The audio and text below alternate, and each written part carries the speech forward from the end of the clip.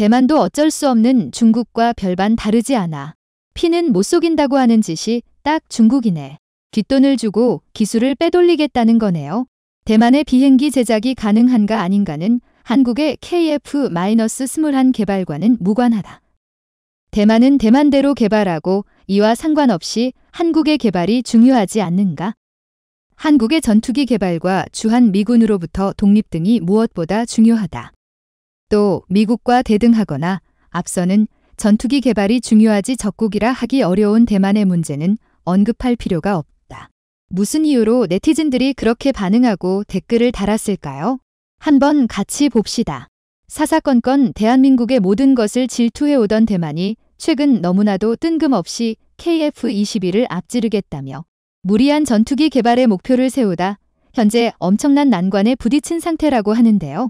실제로 지난 2021년 4월 9일 KF-21 보람의 전투기가 세상에 처음으로 공개되기 직전인 4월 5일 대만 정부는 갑작스럽게 자국의 새로운 전투기 개발 계획을 전격 공개한 바 있습니다.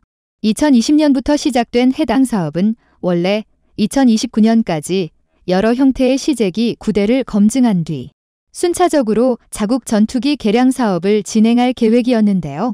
그러나 최근 중국의 군사적 위협이 날이 갈수록 심해지면서 부득이하게 대만 정부는 이러한 일정들을 대거 앞당길 수밖에 없었던 것이었죠. 당연하게도 최소 5년은 앞당겨진 해당 계획이 순탄하게 진행될 리 없었고 대만 정부는 여기에서 충격적인 꼼수를 하나 생각해내게 됩니다. 그것은 바로 부족한 물리적 시간의 한계를 극복하기 위해 한국이 개발한 KF-21 보라매를 90% 이상 모방하겠다. 뻔뻔한 포부를 대만 언론 스스로 대서특필한 것이었는데요. 심지어 이를 위해 항공 엔진의 자체 개발을 포기하고 보라매가 사용하는 F414 엔진을 긴급 도입하겠다는 구체적인 계획까지 밝혀 당시 엄청난 화제가 되기도 했습니다.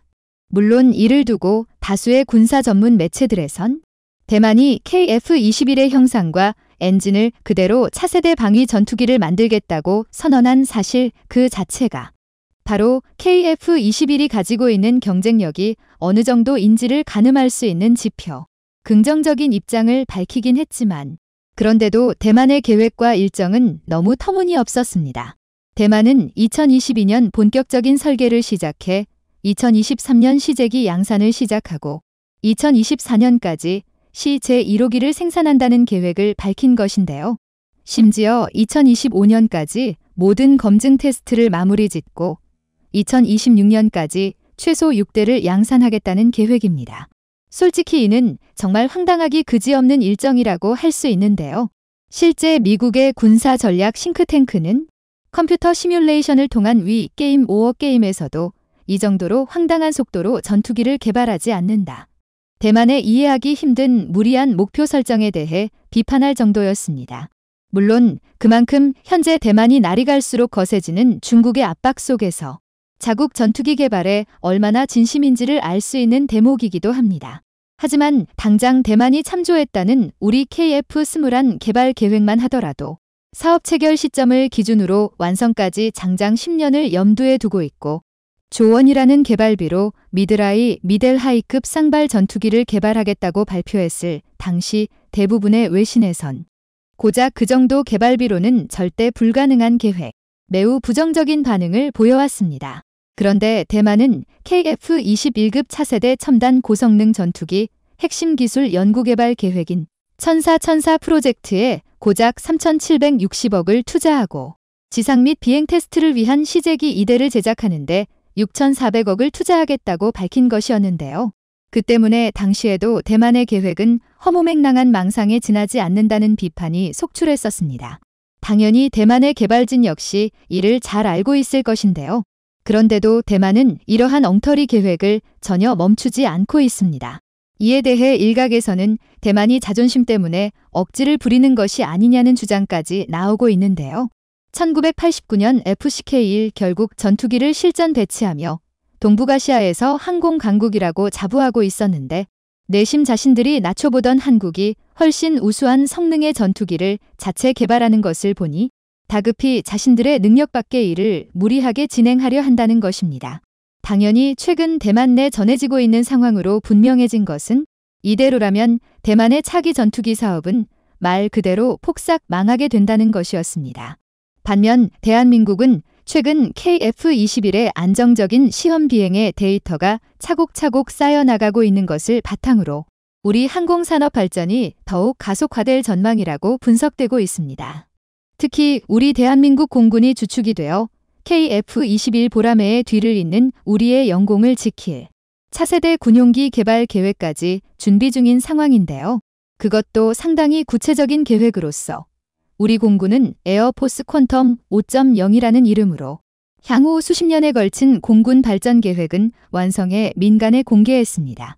2030년부터 10년마다 한 단계 향상될 우리 공군의 모습을 대만과 같이, 그렇다면 현재 극심한 난항을 겪고 있는 대만의 전투기 개발 현황과 더불어 대한민국의 차세대 항공기 개발 사업에 대해 자세하게 전해드리겠습니다.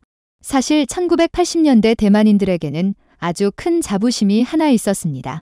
바로 아시아의 4마리 용이라는 자부심이었는데요.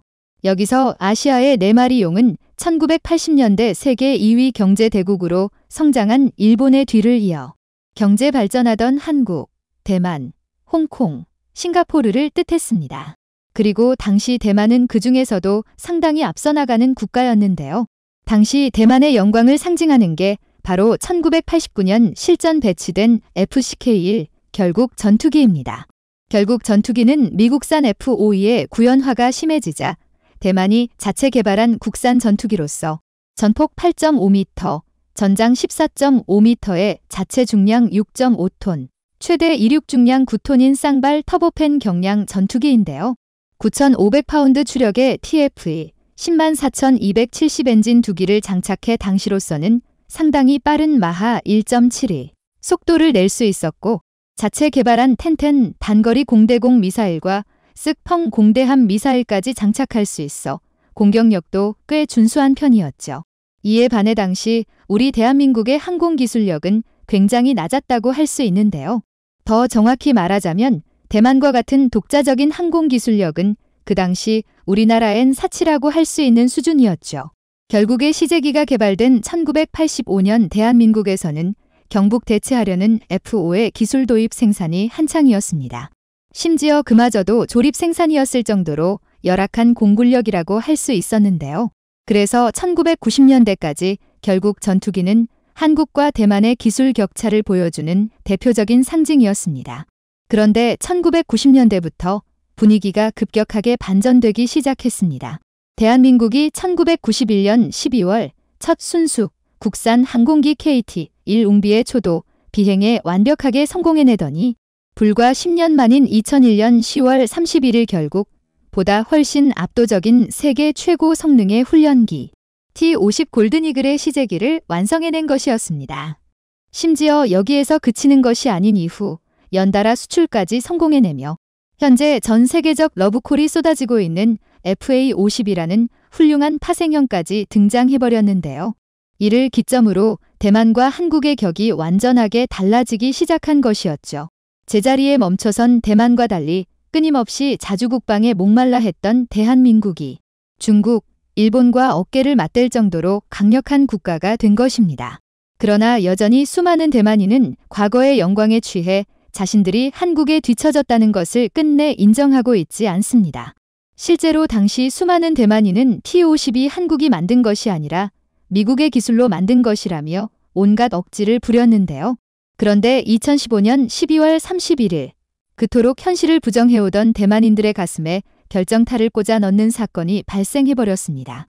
바로 한국형 전투기 개발 사업 KF-X의 체계 개발 계약을 끝마치고 본격적인 한국형 전투기 사업단이 신설된 것이었습니다. 만약 KF-X의 사업이 성공한다면 그렇지 않아도 급격하게 벌어진 한국과 대만의 격차는 이제 감히 따라잡을 생각을 못할 정도로 벌어지게 될 것이 뻔했는데요. 그 때문에 해당 사업이 시작된 직후 수많은 혐한 성향 대만인들은 일본의 카피나 만들던 한국이 무슨 4.5세대 첨단 전투기냐. 미국이 기술을 전수해주지 않으면 한국은 결코 레이더와 전자장비를 자체적으로 만들 수 없을 것이다. 저주에 가까운 비판을 쏟아냈죠. 하지만 안타깝게도 이런 그들의 기대와 달리 미국의 적극적인 기술 지원 없이도 대한민국은 ASA 레이더 전자전 체계, IRSTT, EOTGP 등을 독자 개발하며 성공적으로 전투기를 개발해 나간 것이었습니다. 문제는 바로 이 대목에서 아직도 한국의 기술력을 부정해오던 이들이 한국이 해냈다면 대만도 충분히 할 수 있다. 날로 늘어나는 중국의 위협에 대응하기 위해 대만 역시 한국과 같은 차세대 전투기를 개발해야 한다는 근거 없는 자신감을 표출하기 시작했다는 것이었습니다. 이것이 바로 앞서 언급한 대만의 터무니없는 계획들의 이유라고 할 수 있는데요. 문제는 대만이 얼마나 이를 위한 준비를 했는지는 알 수 없으나 대한민국은 그동안 전투기 개발에 필요한 초내열 합금, 스텔스 도료, 레이더용 질화갈륨 소자와 같은 첨단 핵심 소재 개발과 4대 핵심 체계 독자 개발, F-414 엔진 라이선스 생산 등 전투기 개발에 필요한 모든 과정과 준비를 아주 세심하게 준비해왔다는 것이었습니다. 심지어 이 중 몇몇 기술들은 KF-X가 개발되기 훨씬 이전부터 수십 년에 걸쳐 차근차근 발전시킨 성과를 바탕으로 만들어졌기 때문에 애당초 대만의 개발진들이 정신이 나가지 않고서야 불과 3년이라는 짧은 시간 안에 한국이 10년 이상 준비한 성과를 모두 따라잡을 수 있다고 생각하지 않았을 텐데요. 설령 대만이 전투기의 주요 부품 국산화율을 모두 포기하는 방법으로 계획을 튼다면 이는 어느 정도 우리를 흉내내는 데 성공할 수 있다는 분석이 나오고도 있지만 이 방법 역시도 얼마 가지 못할 것이라는 게 전문가들의 중론인데요. 그 이유는 바로 우리가 그토록 추구해왔던 KF-21 보라매의 국산화율이 증명해주고 있습니다. 2021년 4월 9일 출고된 KF-21 보라매의 국산화율은 무려 65%에 달하는데요. 이마저도 엔진 등 일부 부품 때문에 국산화율이 낮게 나온 것이기 때문에 다수의 전문가가 처음 개발한 것이라고는 믿을 수 없을 정도의 수치라고 극찬을 쏟아내고 있는 이유입니다. 심지어 엔진 국산화 등을 통해 향후 국산화율을 더 끌어올릴 계획이 여럿 남아 있어 앞으로 국산화율은 더욱 올라갈 예정인데요. 결과적으로 전혀 상반된 길을 걷기 시작한 대만은 더 이상 한국의 비교 상대가 아니라는 것을 알 수 있습니다. 심지어 이런 성과에도 불구하고 우리 군과 개발진은 현실에 안주하지 않고 더 강력한 전력을 만들기 위해 새로운 계획을 추진 중입니다. 특히 보라매를 운용할 우리 공군의 경우 에어 포스 퀀텀 5.0 사업을 통해 우리 군의 대대적인 혁신을 예고하고 있는데요. 에어 포스 퀀텀 5.0은 2050년까지 우리 공군의 체질을 완전히 바꿔놓을 초거대 미래 계획입니다. 항공우주군으로 나아가기 위한 우주 전력의 육성을 책임지는 스페이스 오디세이 프로젝트.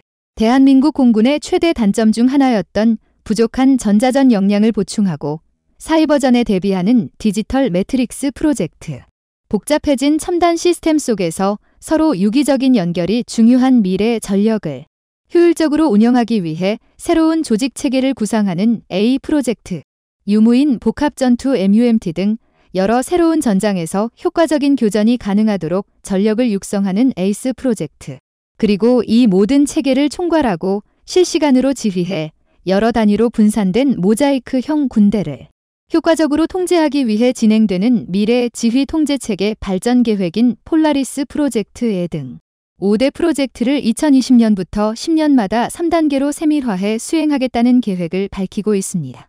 이를 위해 다양한 신규 항공기까지 개발되고 배치될 예정으로서 2030년까지 무인 다목적기, KF-X 후속기, 대형 수송기가 개발 또는 신규 도입될 것이며 2040년대까지 극초음속 미사일과 고고도 장기 채공 무인기, 차세대 천공, 공중위성 발사 수송기가 전면 국산화될 것입니다. 마지막으로 2050년에는 지금까지 개발된 전투체계를 모두 통합해 미래전에 적합한 초고성능 전장관리체계, 6세대 유무인 복합전투기, 차세대 LSM과 조기경보기, 그리고 대형 무인 수송기를 국산화 및 전력화하는 데 총력을 다하겠다는 목표를 전하고 있습니다. 너무나도 현실감이 떨어지는 이러한 공군의 계획에 이게 과연 가능한 일인지 의심이 될 정도인데요. 그런데 놀랍게도 당장 2040년 배치를 목표로 하는 무기 체계들만 봐도 현실 가능성이 매우 높다는 것을 알 수 있습니다. 현재 우리 군은 KF-21일대와 최대 4대의 편대군으로 함께 작전할 무인기용 엔진의 코어부를 완성해냈습니다. 또 이를 바탕으로 대형 항공 엔진 개발을 탐색 중이며 차세대 천공의 ASA 레이더로 개량하는 작업을 진행하고 있습니다. 또한 MQ-9 리퍼급 중형 공격용 무인기를 중고도 무인기 MUAV라는 명칭으로 개발해 실전 배치를 앞두고 있으며 이를 바탕으로 더 크고 강력한 무인기 개발을 시도 중인데요. 그 때문에 현재 2022년을 기준으로도 2040년 계획이 상당수 진전되고 있다는 것을 알 수 있죠. 즉, 우리 공군이 계획한 차세대 사업은 지금도 활발하게 진행 중이며 대만과 같이 망상으로 허우적될 계획이 아니라는 것입니다. 한국의 방산 위상이 세계 4강을 향해 가자 일본에서 예상치 못한 행동이 나왔습니다. 바로 일본이 한국의 방산 산업 시스템을 따라 할 조짐을 보이는 것인데요. 그런데 일본의 최대 우방이며 일본에 힘을 실어 와준 미국이 일본의 이러한 모습에 불만을 보이며 논란이 되고 있습니다. 먼저 현재 일본에서는 세계 4강의 자리를 향해 나아가는 한국 방산 산업을 따라 해야 한다는 주장이 나오고 있습니다. 최근 일본 언론들은 한국의 방산 위상에 상당한 관심을 갖고 있는데요. 평소처럼 한국 방산을 깎아내리는 내용이 아닌 한국 방산의 발전 속도에 주목하는 기사가 대부분인 상황입니다. 실제로 일본의 대표 언론인 요미우리 신문은 한국은 주변국들의 위협에 대비해 계속 방산을 육성한 결과 주요 무기 수출국으로 부상했다고 보도했습니다. 특히 K9 자주포와 관련 성능은 경쟁 상대인 독일산 자주포 못지않지만 상대적으로 저렴한 가격으로 방위 시장에서 좋은 평가를 받고 있다고 말했습니다. 또한 요미우리 신문은 전 세계의 전통적 방산 강국들도 마이너스 성장이 아니면 다행인 상황에 한국은 홀로 177%나 방산업이 성장했다고 주목했습니다. 이와 더불어 스톡홀름 국제평화연구소는 영국의 방산은 41% 감소했는데 한국의 방산은 상상 이상으로 발전하고 있어 이대로라면 한국이 영국을 넘을 것이라고 밝혔습니다. 개발도상국 등 자본이 풍부하지 않은 나라들은 미국산 무기를 수입하기가 쉽지 않아 대안이 중국과 러시아였는데 우크라이나 사태로 이마저도 난감한 상황에 한국산이라는 엄청난 대안이 등장했다는 것입니다. 이처럼 현재 세계 무대에서 빛을 보는 한국 방산을 일본은 상당히 부러워하고 있습니다. 일본은 방산업계의 위상이 갖는 힘을 누구보다도 잘 알기 때문입니다. 실제 일본을 단숨에 G2의 자리에 도달하게 해준 것도 방위산업이었습니다. 특히 일본이 방산 강국으로의 제도약을 원하는 이유 중 하나는 방산은 다른 국가 산업에 비교도 안 될 정도로의 국가적 이득이 발생하는 산업입니다.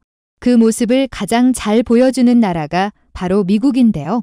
미국은 물론 세계 최대의 방산 국가이기는 하지만 미국은 사실 제조업이 엄청난 국가가 아니기에 무역에서 적자가 나는 경우가 많은데 방산에서는 항상 상상을 초월하는 흑자가 나는 국가로 유명합니다.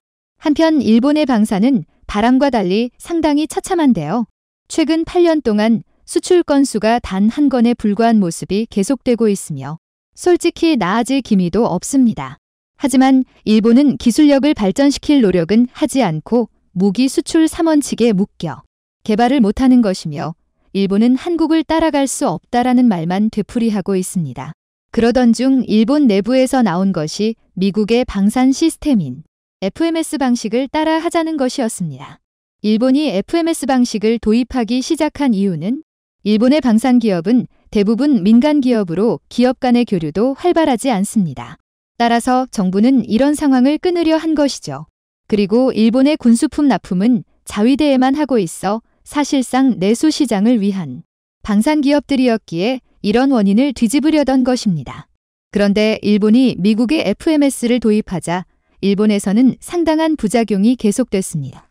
실제 일본은 2018년 당시 북한과 중국에 대비하기 위해 사상 최대 방위비였던 약 50조 원을 편성했습니다.